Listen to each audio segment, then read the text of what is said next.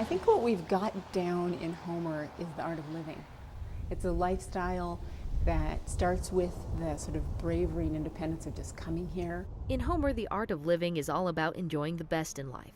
Food and art, but mostly food. Just a cute little shop. Well, it's the quality of the food. I mean, Maura's traveled to Spain to find the right. I'm hearing more and more that Homer is being touted as being a culinary capital. We have a lot of great restaurants here and a lot of really creative chefs. And people come down here to eat specifically. I've heard that a lot. Many of the chefs in this town have studied art and think of themselves first as artists. Chef Maura is a painter.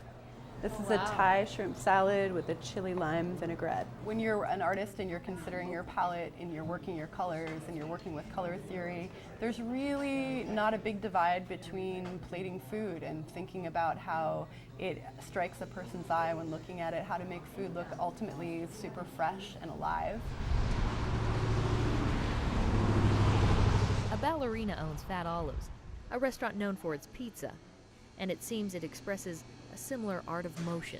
I see it as a really beautiful place that even if you're not an artist, you kind of feel like you're an artist because you're surrounded by Kachemak Bay and all the birds and animals. It's absolutely gorgeous, no matter what time of year. It's beautiful. Homer is known for its finer things, but the place is still rough cut and remote. So it's fitting that this art gallery was once an old hardware store. Each month, the Bunnell Street Gallery showcases the work of a local artist. So these kind of have these multiple expressions of, fear, bewilderment, anxiety, vulnerability that, an animal might have in reaction.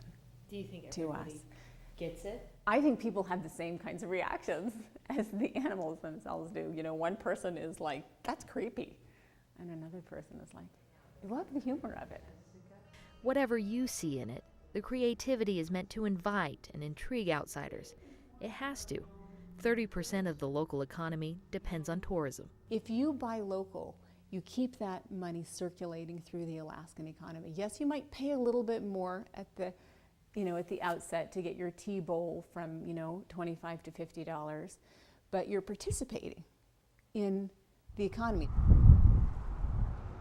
The Pratt Museum only hangs art that tells a story about the people and places of Kachemak Bay, usually in ways it's never been seen before. But in this painting by Deland Anderson, you can see an aerial view of the Kenai Peninsula. And towards the top, you can see how the Homer Spit pokes out into Kachemak Bay, just across from the moon. So that kind of is a great way how the painting is kind of locating you, the way a map might traditionally, but here it's art. The interactive gallery shares a new way of thinking about where they live, how they live, and how it can be explored in so many ways. I love how the Pratt balances natural history and art so that through the art, you see how artists interpret their place, and you also see how scientists interpret this place. Thanks for taking us around, Asia. You bet. It was a lot of fun. Yeah, for me too. It's a little far to drive to, a little inconvenient, but Alaskans vacation here because they also know how to appreciate the art of living. With photographer Jessica Hoffman, I'm Ashton Goodell, day tripping in Homer.